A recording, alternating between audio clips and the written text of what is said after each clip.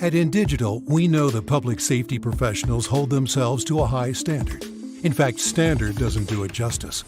In over 25 years working alongside you, carrying millions of calls over our IP networks, your dedication has inspired us. That's why our ESI Net goes beyond industry standards, not only i3 compliant, but designed to adapt to future development for a network you can count on when it matters most. Learn more at indigital.net. If Within the Trenches has ever taught you something, open your eyes to what it is like to be a 911 dispatcher, or has inspired you to become one, then help support us and join our Patreon.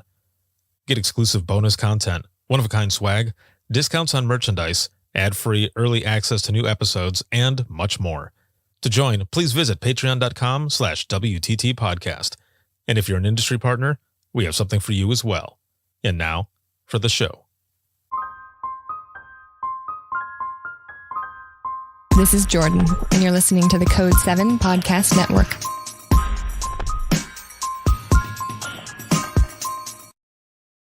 Warning. This episode contains the 3 A's of podcasting: adult content, adult language, and awesomeness. You've been warned.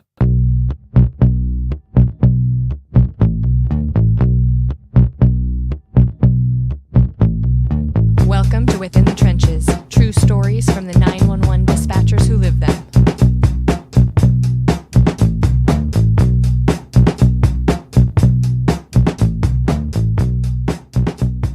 Hey, what's going on? This is Ricardo with the Code 7 Podcast Network, and this is going to be episode 564 of Within the Trenches, True Stories from the 911 Dispatchers Who Live Them. This episode is sponsored by InDigital, a leader next-gen core services, and a big shout-out, as always, to subscribers of the podcast, whether you be on Patreon, as well as Circle or Facebook. It is Friday the 13th, September 13th, 2024, and a lot has been going on. I know I say this all the time, but man, this past week, 1 week ago today, I was not in good shape, and I was actually diagnosed with diverticulitis, and that shit is no joke. I was in all kinds of pain. If you have ever had this, you know exactly what I'm talking about. And I'm on my last day of medication. It has had me kind of loopy. My brain is like all scattered and everything, but I'm back at it. For all of you who responded to my post out there asking for patience and such because of what I've been doing. And, you know, this is a weekly show and I got to keep episodes going out and everything else that was going on. Luckily, I had one already that was ready to go. And now I've got this one as well. But thank you, all of you, for the love and support. Just all of it. This has been hell. It has not been good. And this episode actually is going to be an Imagine Listening session. The session was recorded back in April of this year, April of 2024. I partnered up with the North Carolina State 911 Board, and we did a lot of things. It was during the National Public Safety Telecommunicators Week. I was out in North Carolina at 2 different counties, and I was out at Burke County as well as Johnston County. And this episode is going to be the Imagine Listening session that's part of my 8-hour communications course. And we've got tons of stories that were written down that I ended up adding in there, as well as the live audience sharing their stories as well. So we've got several Imagine Listening as well as open mic episodes that are going to be coming up. And without further ado, here is episode 564, Within the Trenches, True Stories from the 911 Dispatchers Who Live Them.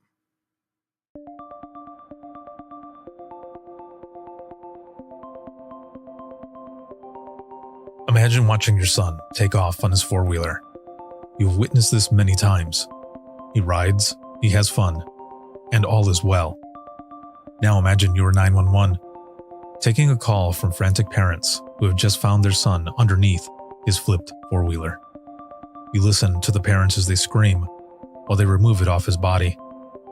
You tell them that help is on the way, and you give them CPR instructions. An officer arrives, and you listen as he performs CPR. "Come on, buddy. Come on," is what you hear over the phone. This is what it is like within the trenches of 911. In this episode, You'll hear stories from the I Am 911 movement, a movement I started to fight for the reclassification of dispatchers from clerical to protective and bring awareness to the types of calls that 911 dispatchers answer on a daily basis. This is an Imagine Listening session, and we are here together in Burke County 911, North Carolina. Now, you heard the warning at the beginning, but I must warn you again and add that if you suffer from PTSD or have suicidal tendencies, you are listening at your own risk. The stories you are about to hear are all true and come from the dispatchers who lived them. While some stories have a good outcome, the majority are horrifying. This is our reality. Your worst day is our everyday. So let's start with a bang. I want you to imagine each story. Become the dispatcher who has taken each call and imagine listening. As I said before, I had Thursday before Christmas, an officer-involved shooting. In 20 years, that was my first one. It was only my second Signal 25. And the boys that were out there were literally boys, 25-year-old kids, same age as my son, who also went to school with my son.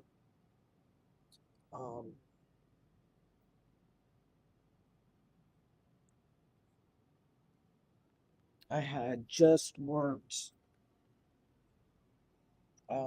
Monday, Tuesday. I was supposed to be off on Thursday. I worked Wednesday, Thursday, and was due to come back Friday, Saturday, Sunday. I was working fire and rescue with two other people. The other two people were on the law channel, too busy on their phone. We're supposed to check on our guys every 5 minutes. At 6 minutes and 58 seconds, I checked on him. Asked him if everything was 10-4. He said no. Signal 25, shots fired. And my heart sank.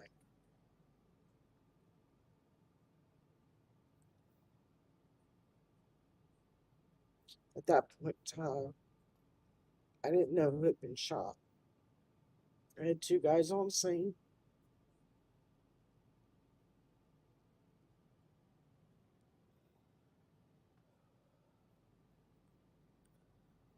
But he was pretty calm, cool, and collected, so I really believed it was the suspect they were on scene for, which was a mental health call, in which the gentleman was holding a .357 Magnum to his head, threatening suicide, with a wife and two children there.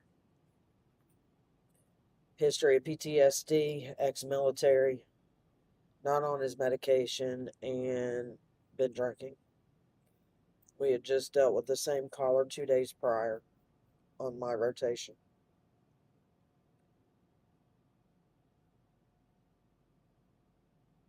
I set off the tones and sent everybody and their brother.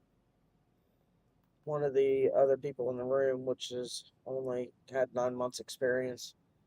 Oh, that's not what he meant. I said, that's exactly what he meant. I said, that child there knows more 10 codes than anybody in this county. And he knows them very well. He uses 10 codes nobody else uses. And then I made the call to Lieutenant. Told him I wasn't sure exactly what I had, but I had a Signal 25 with shots fired. Are our boys okay? I said, I think so, but I cannot confirm nor deny. He said, who's there? Told him who was there. I said, Sergeant's en route. You tell Sergeant to call me when he gets on scene. Yes, sir. In the background, I could hear the one with only 9 months experience going, what the hell's she calling him for? Because I'm doing your job.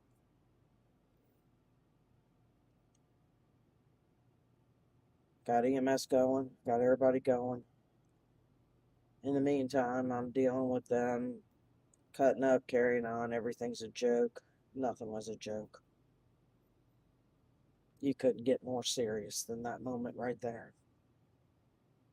And I didn't even know who was hurt yet. Checked on him again. CPR in progress. First it was applying direct pressure. Third time I checked on him, CPR in progress. but they still don't know who's been shot. I had various commands start checking in around.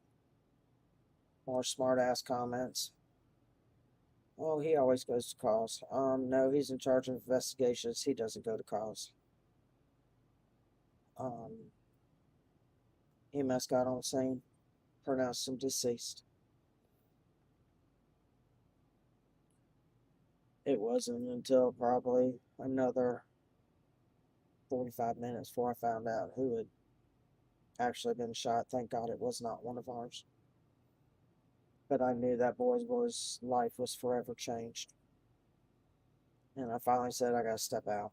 And I went to smoke. On my way out the door, one that I trained myself was supervisor on duty that night. And she said, I'm sorry. And I just turned around and walked out. I was so angry.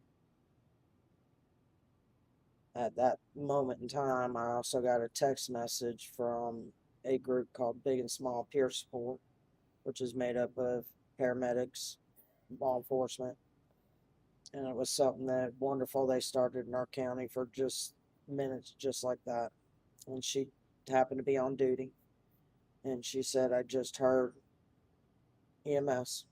I'm here if anybody needs me. And I hit the dial button. And I told her I was losing my shit. And talked to her for about 20 minutes. And I still had probably an hour and a half of work left.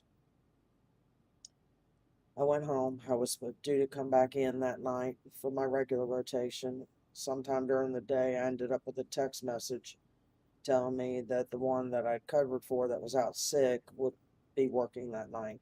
Okay, great. Saturday, I still couldn't get my act together. And I worked night shift as a supervisor with two others that 2 years experience and less. And we are responsible for the whole county. And I wasn't mentally where I needed to be working that night. So I called out, talked to my coworker, called out at 1 o'clock, and I said, I just can't get it together. Next thing I know, I've got text messages back and forth from the higher ups, basically telling me the one with 9 months experience, who's on call that weekend, had severe side pain, need to go to the doctor, and that since I wasn't contagious sick, I would have to come to work. I said, well, mental health is just as important. My responders are my first and only priority. I said, they're like my kids out there. And if I'm not 100%, I can't take care of this county and the other two in my room and my responders. I said, I will not be at work tonight. Well, you're going to have a doctor's note. You're not going to get holiday pay. I said, holiday pay has nothing to do with this because the holiday is not until tomorrow. And I said, whatever, I won't be there. So I said, okay, you want a doctor's note? Even though technically I don't have to have one, I went and got a doctor's note. The doctor turned out to be not my regular doctor, but she had 12 years prior experience as a paramedic. Told her what was going on. She took me out of work for a week, up my medication. I then sent my note in. I was supposed to see her again in a week. She called me. She says, I have to postpone our appointment for another week. I got COVID. Okay, so I sent the new doctor's note in. In the meantime, I get an email from the boss lady telling me that she's putting me out on mandatory FMLA and mandatory 3 counseling sessions. I said, well, I'm already seeing a personal counselor and mandatory doctor. So, needless to say, now I'm doing 2 counseling appointments and my doctor. And the things that she wrote on that FMLA paperwork did nothing but make me angry. And I couldn't tell you last time I was so angry. And basically talked about demoting me and having to do these counseling sessions, and that I've been a problem child for a couple months. And I said, well, that's kind of funny. I've not had one write up, one phone call, one text message, one meeting, nothing. So this was all new to me. But unfortunately, that's her way of dealing with us. So, in essence, by the time FMLA paperwork got filled out and sent in, I was taken out of work for 3 months. I have not worked a console since that night.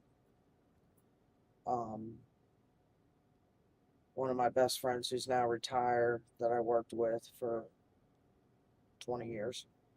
I've been at the same comm center. It's the only one I'd ever worked at. Happened to put me on 3-way with, and she said, girl, you come out here and you go to work for me. So I live 3 hours away. And what they did was absolutely wrong. Absolutely wrong. Not one phone call from my director. Not one phone call from the second in command. None of them. The only ones I heard from were my direct co-workers that I've worked with for a very long time. And when I started there, I told them I would retire from there, and I had every intention of retiring from there. So instead, I am now 3 hours from my home, renting an apartment while the rest of my family isn't in, because of how they treated mental health. They restarted training sessions this year, finally in person. And guess what our first training session was? Mental health. I said, well, that's about a slap in the face. Thank you so much for sharing. So you need to go to county when you're done here, please. Because a lot of them won't speak out. And they just had 2 people that were shot by somebody else, and they did a debriefing, thank God. But I heard from the deputy that was involved, because he was very upset to find out I was out of work. And I didn't even recognize him when I saw him the day I resigned.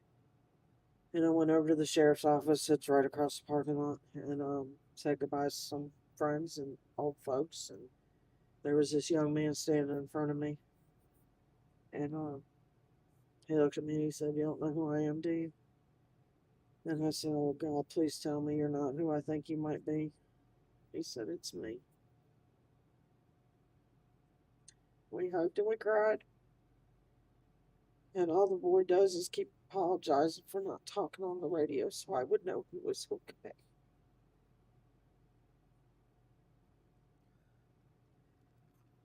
I'm glad you had that moment, though. Yeah, we talked for about 4.5 hours.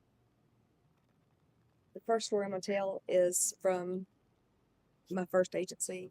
I started in 1994. This was the most horrific call I've ever had. And then the second story that I'll tell is from my first and only so far officer-involved shooting where my officer was killed. I was the only dispatcher on duty that night. It's very devastating to me.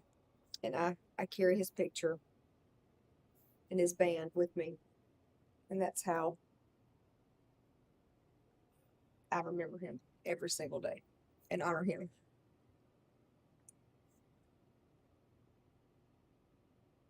My first agency was a large agency. We had 4 dispatchers. We also dispatched for a city police department, and a city fire department. The night this happened, we were shorthanded. It's just myself and another dispatcher.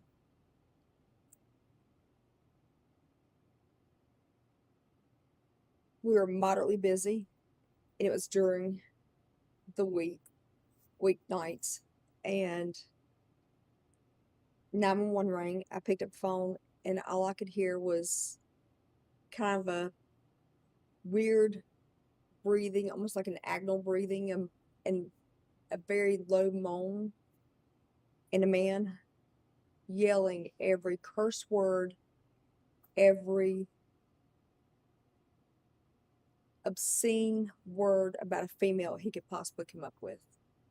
And all I could hear was him just hitting and yelling and screaming, "You whore, you bitch," every possible bad word he could yell.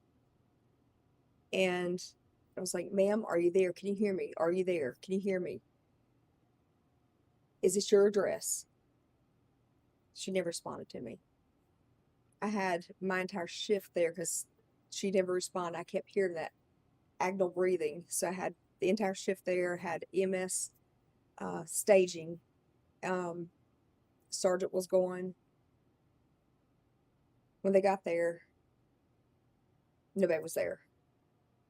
So they walked the way they could enter the house because the door had been kicked in. They entered the house, and when they walked through the carport, they could hear like a noise, like air was coming out of something. So they entered the house to clear the house, and they find a female, and she's laying.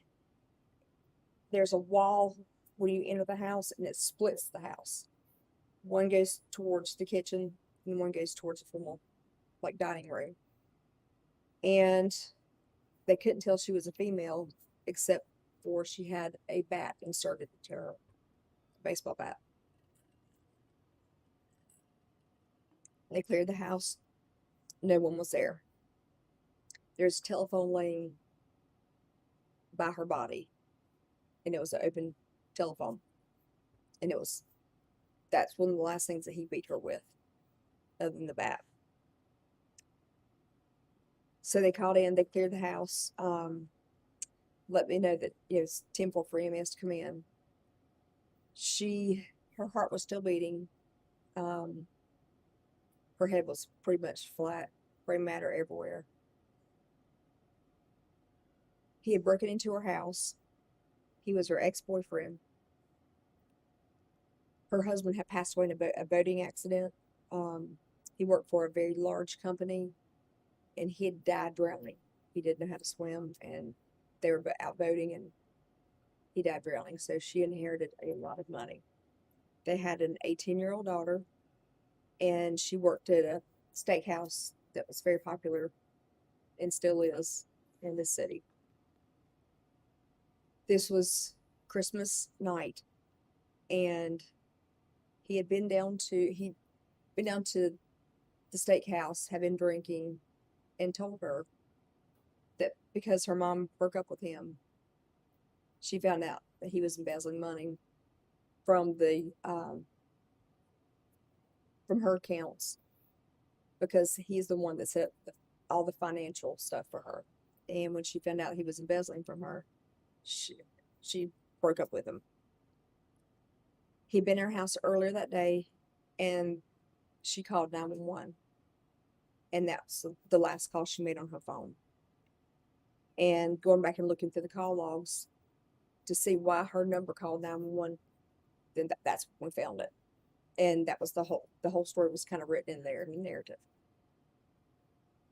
So we don't know how long he had been there, but he had enough time to write all these obscenities in her blood on the walls. He had beat her with everything possible. The phone. He had other things pulled out, hitting her, beating her. But he had beat her lastly with a bat. Sexually assaulted her with a bat. You could not tell she was even female because she was so swollen. Very tiny, small lady. She was so swollen, and her head was basically just flat. And when he left the house, he carved all those obscenities in the hood of her car, stabbed each one of her tires. They had just missed him. From the time I picked up the phone, they got there within 3 minutes.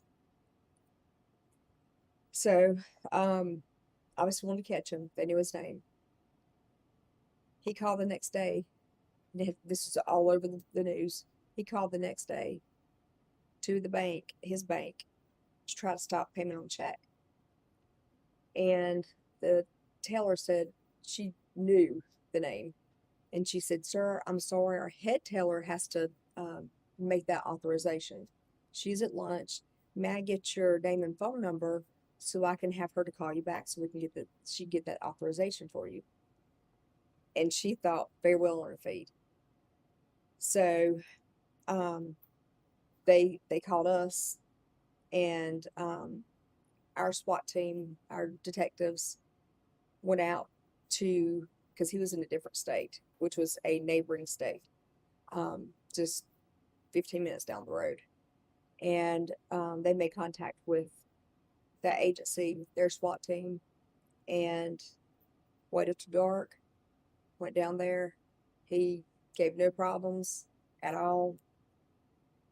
He had contacted one of his teachers from college that he had stayed in close contact with.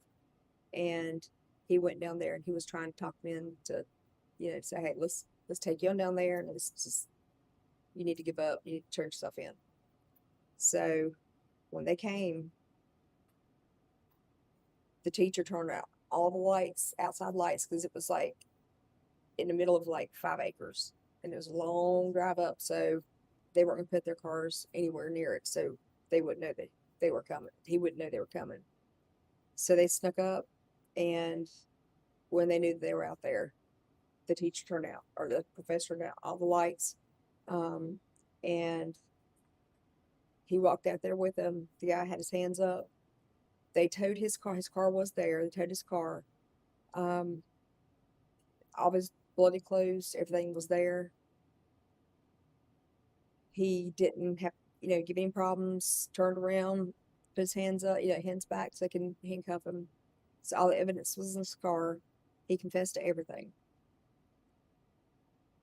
But it was one of the worst calls I have ever heard. The things he was saying, beating her at the same time.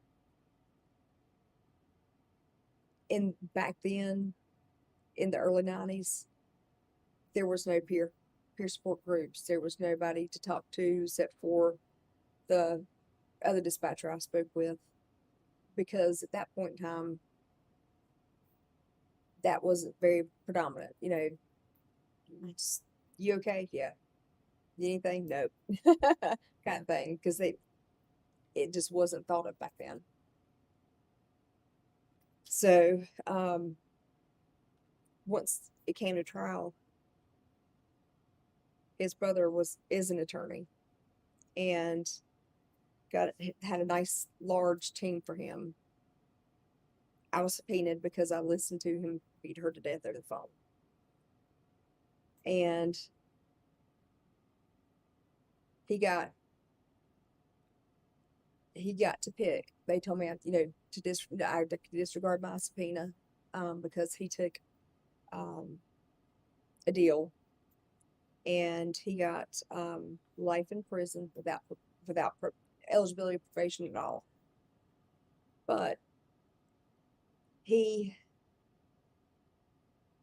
went in and, went through these appeal processes, and he got out in 2018 and said that there's case law on this that I found when I found out he was out of prison, that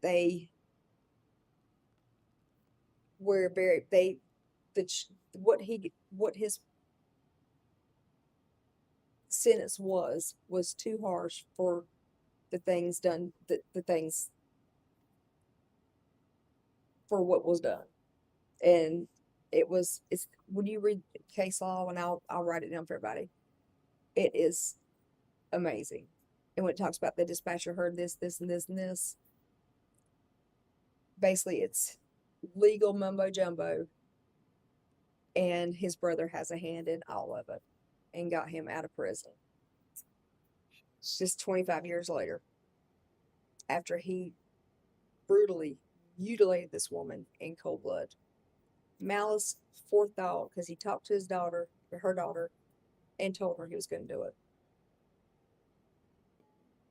Absolutely horrible. And she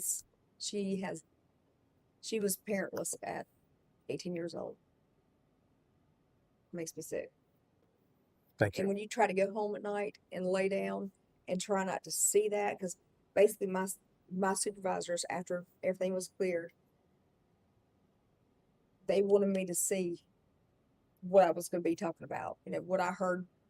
So they wanted me to see the house, and that way I can relate what I heard and what he wrote and relate everything.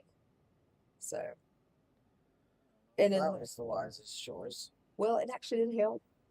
It looked like helter skelter. But back in the 90s, they could do that. But it did help. But honestly, it was horrific, and nobody should ever get through that, ever. Thank you for Thank sharing. you. My second one is my officer that was killed December 11th, 2020. A wonderful, wonderful guy. I sent them for a break-in in progress. The owner had cameras, so I was able to give them every single thing he was doing, where he was at inside the business the whole time. And I don't want to mention his name because he still has parents and a sister that's living, and it's close by. So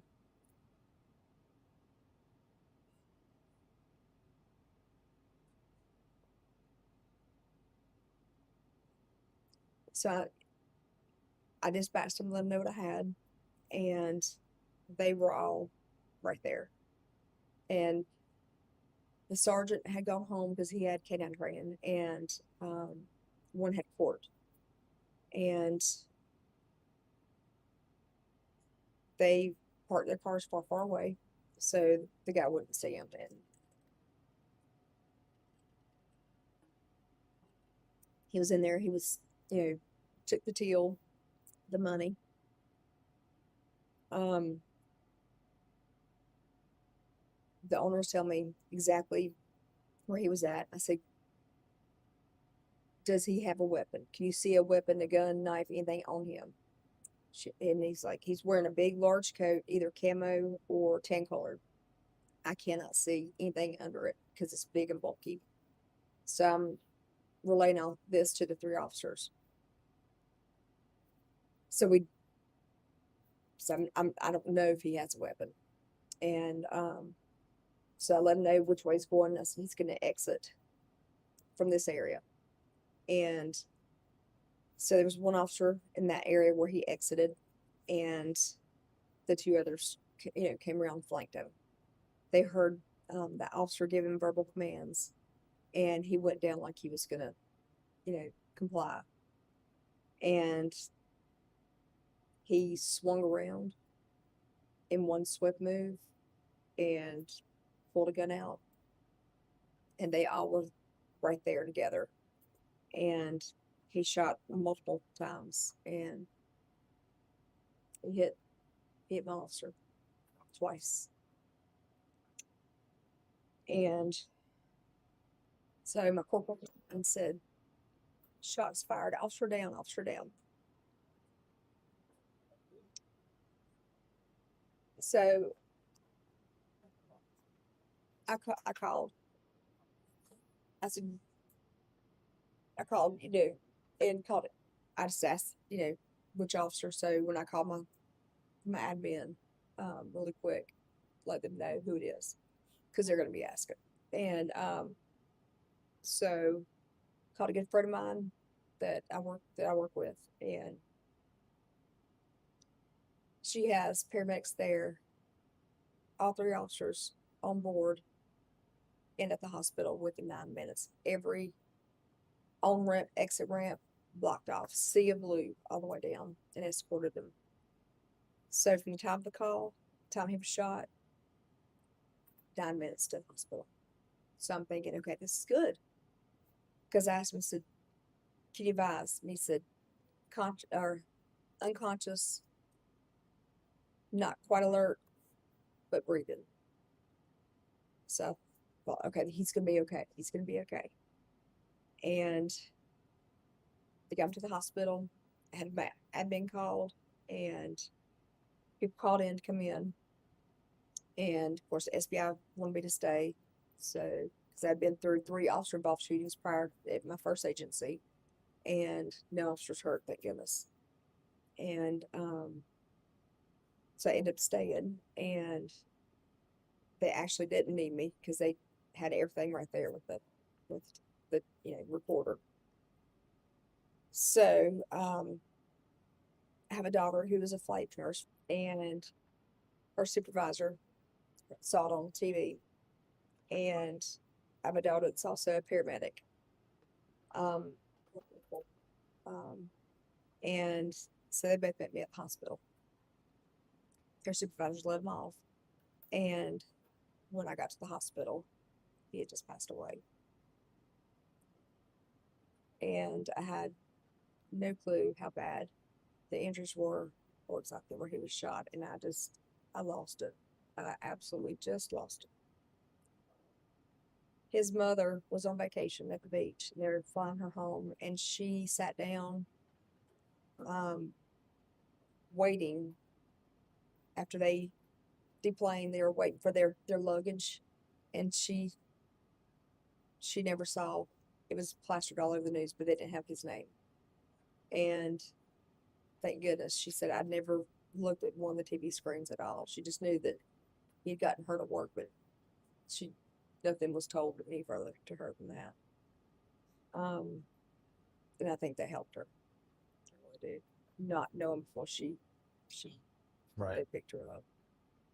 And when I walked in and heard his dad say, what am I gonna do without my son? And everybody just cried. It was just this horrific thing. But after the fact, so many people came out and talked how it helped them, paid for gas for them. That there's a lady that her family was traveling through that had a disabled daughter. Their car was broken down, and he got them a tow truck, paid for a room for them overnight until their vehicle was ready the next day. And just so many people came out and said, well, he could have given me a ticket and made everything worse for me, but he opted not to. And just the sweetest guy. And he has a sister, and their slogan was, be in pursuit of the ultimate good. And right before he was dispatched to that call, he came in and brought his citations. And so they made bracelets for him. Mine were wonky. They made bracelets for all of us. And this one is, they shorten this a little bit. It says, pursue the ultimate good. And then this is his last signature, or his print from his signature, from his Wow. His last citation that he had just brought into me right before he went back out. That's awesome. They were so good to me. They made sure that we had we had one person come in and talked, and we weren't very happy with that. They had another peer support group that came in, and my guys wanted me, with their support group. They were amazing. And just as one dispatcher, I thought, wow, thanks guys. But we had a great group. We always got along really good. One family. And so, absolutely. And so for Police Week, they couldn't have it for 2020 because of COVID. And they sent me with the officers for, to see his name, put into the etchings, candlelight vigil, and, when they would actually recognize each individual officer. And they put the rose at the memorial at the Capitol. It was absolutely amazing. And I couldn't ask for anything else. And they put me out of work until, I decided I was, able to handle it, go back, because I was tore up. And the memorial at our police department, if you have a chance to look it up, there is an eternal flame. It's the most amazing memorial you've ever seen. There's blue lights where his car sat, that crisscross in the air. 3 poles with flags, the thin blue line flag, North Carolina flag, and the American flag. There is several statues up there. There's bricks that people bought, and they can put, anything on it they want, for other people, in memory of, or, it is the most beautiful thing you've ever seen. Ever. And I'm surprised I held together. Thank But you. Thank you so much for letting me do that. Thank you for sharing. Thank you. I have to look that up myself. Yes. I cry every time I tell it, so I'm sorry. To tell you about my call, I have to tell you about me. I've been dispatching for 6 years. I have really struggled with my mental health my entire career and before. When I started dispatching at 19, from 18, about 18, 19 to 21, I didn't think I was going to make it past 21. I didn't have plans. No, nothing. I was going to live to be 21, and that was it. So, I'm working in dispatch on my birthday. And I'm like, okay, well, I'm here. What do I do now? Where do I go from this point? Because I didn't expect to be here, and I don't know what to do for myself. So my birthday falls on a weekend, and my birthday was Friday. And shortly after, in that same weekend, I take a call from a 16-year-old kid.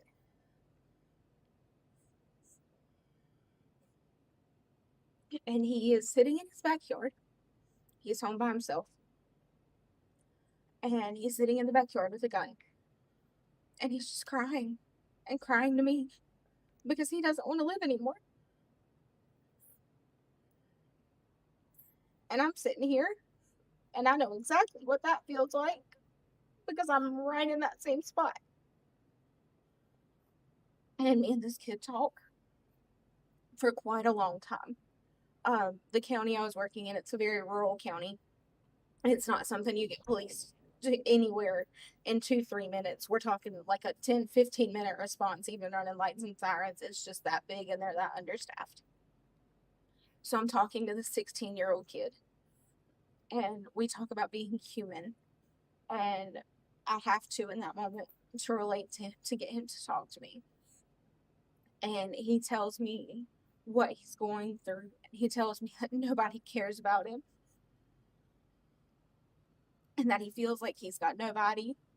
And I'm sitting here listening to him say this, and I tell him, well, I care about you. And that's a very true statement, because I do. And he said, you're the first person that's ever told me that. And we talk for probably 20 minutes, and I've got everybody going like as fast as they can get over to him. And they get to him and get the gun away from him and get him in the back seat of the patrol car, and he's still got his cell phone. And they try to get him to hang up the phone because they're there now and they can take over, and he refused. He would not hang up that phone. He's like, I want her to stay with me. And I said, it's okay. I'm going to stay right here with you. And it disconnected at one point. Somebody else was, one of the other law enforcement officers didn't know they had got him and was trying to call him. And he accidentally kicked me off the line to answer the officer's phone call. And he starts yelling at the officer. And he's like, I don't want to talk to you. Put her back on the phone. Put her back on the phone. And so they get me. He comes across the radio and they're like, get her back on the phone with him. And they get me connected back to this kid. And I stay on the phone with him the whole time. He's in the back of the patrol car, all the way up to the hospital, all the way up to when they go take him in for intake. And I remember getting off the phone and thinking, well, I guess that's why I made it to 21. So, like, any time that I start moving back towards that dark place, those dark feelings, or I wonder why I'm here, it's for that kid. Thank you. Thank you for sharing. And every other kid that comes. Proud of you.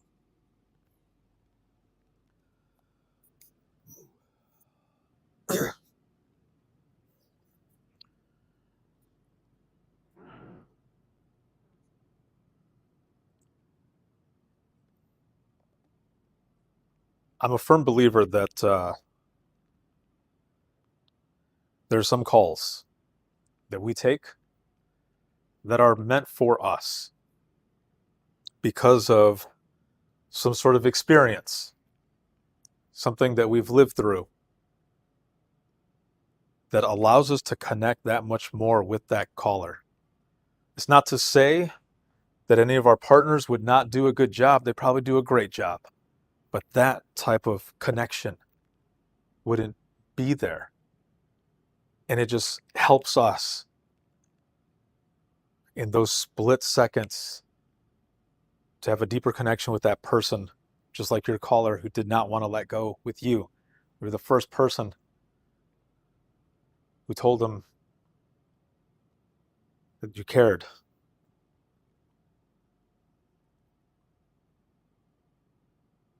You're right. I feel like that was meant for you.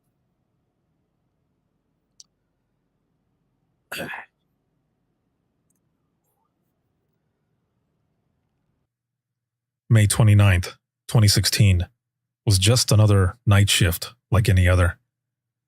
My shift had 6 people working. We had mandatory 1-hour breaks to cover, so my coworkers and I would take turns covering the radio. So I happened to be the one to answer the radio when one of our rookie deputies and his FTO began a chase. The rookie gives us their location, vehicle description, and tag number. The FTO takes over the radio traffic calling the chase. He tells me they're pulling into a driveway, numerics unknown. I tone it out to hold the channel. A short time later, the FTO keys up, shots fired. My heart drops into my stomach. At this point, we still don't know the house number. The tag on the vehicle was registered to an address on the same road, so on a hunch, I sent everyone there. The FTO keyed up again and advised, shots fired again, man down, send EMS, CPR in progress. My first assist car gets to the address and confirms it is the correct location. The suspect was the man down, and both of my deputies were relatively okay. We didn't find out until several days later that the first shots fired was when the suspect's dog charged my deputies. The second shots fired was after the suspect had wrestled the ASP away from the rookie and was fighting back. The FTO had to shoot him to save his rookie. I am 911. My story is not one I took or dispatched. We listened to county. On unselect in case we are needed in county. I hear a female officer request EMS emergency traffic to the middle school, reference a student unconscious on the bus. Hearing the panic in her voice, county kept asking for the officer to repeat multiple times. A male officer checked on and started CPR on the child, My son is the same age as this boy. Knowing and hearing the desperation these officers had that day stuck with me. He didn't make it that day. I am 911. Our department took a call for a missing person, a mother and a child, on day shift. We searched day and night for both of them. We had detectives checking real-time cameras, and all of us dispatchers were calling all of the hospitals around to see if they have been there. We finally get a sighting that another agency was out with them that afternoon for a welfare check. So then, from that point, we knew, at that time, they were safe and worked backwards. Our officers looked almost our whole shift from our jurisdiction into 2 others. Then, I remember and will never forget one of our officers yelling out on the radio, "I found him," referring to the baby. The child was around 10 months and froze to death. The officer's voice has always stuck with me. My trigger is children because I have 2 children. Us dispatchers and officers were so drained physically and mentally. I am 911. 14 weeks, 98 days old. 911 call. Man screaming. He won't wake up. Caller seemed to be struggling to talk. A background noise that sounded like a hurt animal. I'm a mom of 4. I know what a crying kid baby sounds like. He tells me he fell. His eyes only open when I pick him up. EMS is dispatched. I have a weird feeling about this noise. I upgrade the response. While en route, I get that the patient is 14 weeks old. EMS goes emergency to the hospital. Law enforcement is dispatched. The caller, I won't say Dad, was shaking this baby so hard, its brain detached. I've never heard a child baby sound like that. That sound still haunts me. Another thing, DSS took his 3-year-old 2 weeks prior to this. They were unaware of the baby. The baby is alive, with brain damage and blind. The officer called to check on me and kept me updated on the baby's status. I couldn't look at my baby without crying for a week. It's been almost a year, and I can still hear that sound, like I took the call an hour ago. That call reminds me that there is evil in this world. I am 911. We had received a 911 call for 3 people unconscious in a vehicle in a parking lot, an older woman and 2 babies. While gathering information for dispatch, a female exited the store, entered the vehicle, and drove off. We ran the plate, and the vehicle was a rental.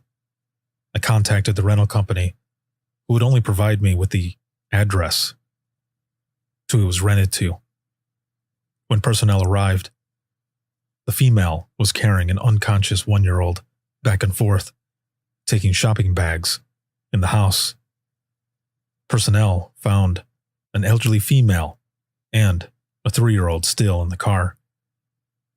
All 3 patients were transported to the hospital a few blocks away where the female had drove past to return home.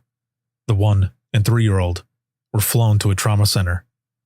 The elderly female was revived locally. The 1-year-old died. Hospital advised his insides melted together.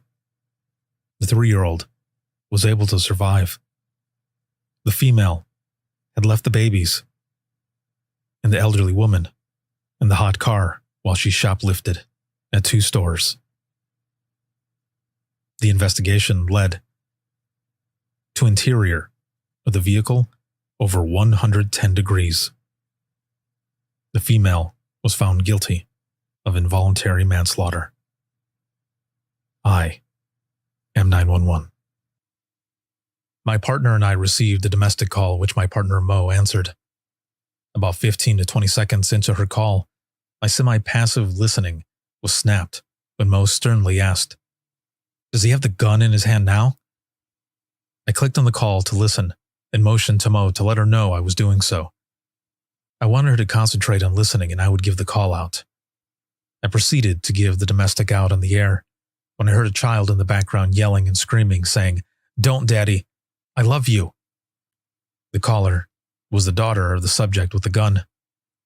It was then I heard the father say, "Well, you can thank your fucking sister that you won't have a father anymore." This was one of the very few times I have ever said, "Units heading to, you should probably step it up." We don't get to make this call, and this just sort of came out. Mo continued to ask about the gun and who had control of it, while also trying to get the caller to take the younger brother out of the room. The whole situation began with the dad having a bad day and getting into an argument with his wife.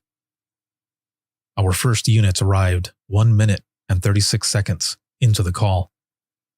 As we continued to monitor talk and try to calm the situation, the officers started making their way on foot towards the house. Just as they got to the house, the daughter started yelling that he's going back outside. Almost immediately, we could hear the officers in the background giving commands. Then, within seconds, we heard a barrage of gunshots. That was followed by "Subject down, start EMS." Our officers had fatally shot the man as he refused commands and started to raise his weapon. It was all over within minutes. But the thing that has always remained with me was that little boy's plea to his father. The boy was only 7 years old. I am 911. A call that sticks with me is a suicide called in by one of my SROs, school resource officer, at one of our schools. My SRO called in. They had reports of a deceased subject, so I sent many other units, fire and EMS. After a few minutes, officers on scene confirmed they had a male subject deceased with a gunshot wound. We had started getting phone calls from parents, etc. The last call I took was the male's mother and had her on the phone when they confirmed on the radio that it was in fact her son. The anguish and fear in her voice when I told her that an officer would call her back. My youngest son had just graduated, and all I could do was try to comprehend and understand what she was going through in that moment. It was so heartbreaking, and I will never forget the fear and pain in her voice. I am 911.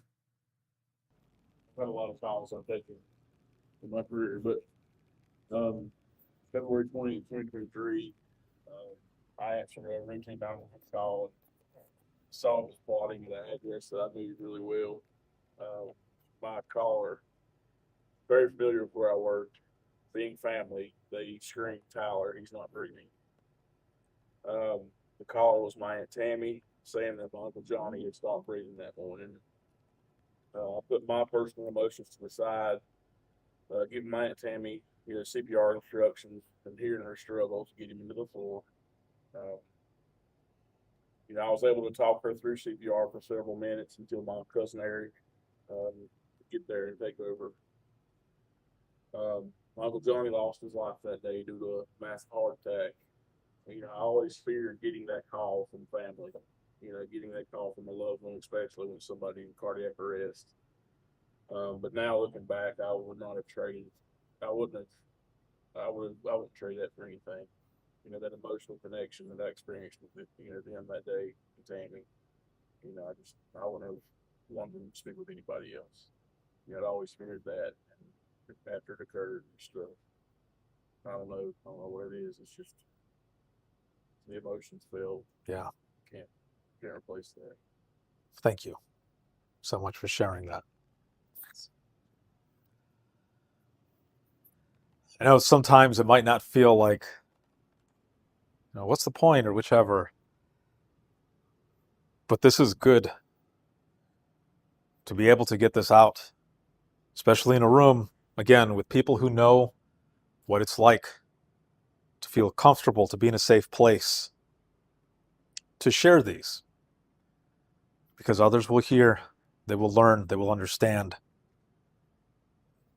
and they will ultimately not feel alone.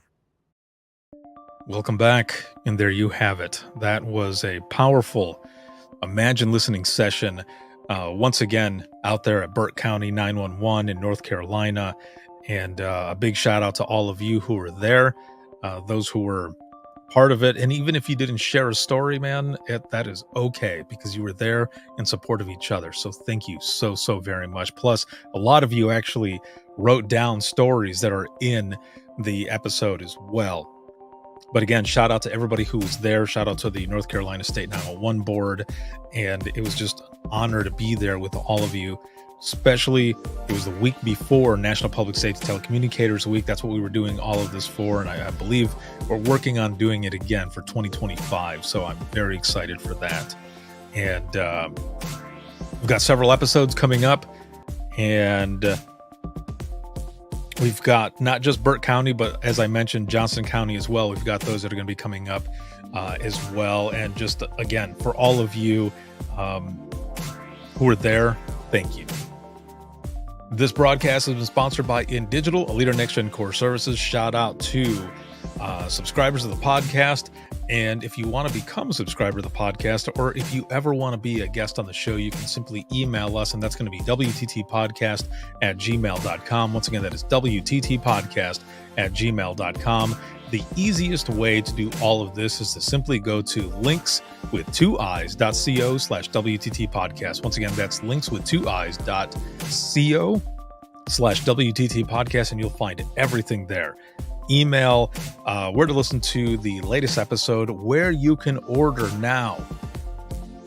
Imagine Listening, Volume 2. That's right. On September 5th, my eldest son's birthday, September 5th, 2024, Imagine Listening Volume 2 launched, and it is doing very well. You can get it on Amazon, or you can get it directly from me. And once again, that is linkswith2eyes.co/WTT podcast. You can find it all there. We've got Dare to Be Great that's going to be coming up in a few months in December. So much more good stuff. So make sure to check it out. It is going to be excellent. Got a lot of good things coming, and I cannot wait to share it with all of you. This can be seen on Facebook, YouTube, as well as X and LinkedIn Live. And then you can listen 24/7 on Apple Podcasts, iHeartRadio, Spotify, your favorite podcasting app, and withinthetrenches.net. Have a good one, everyone, and we will see you all in the next one.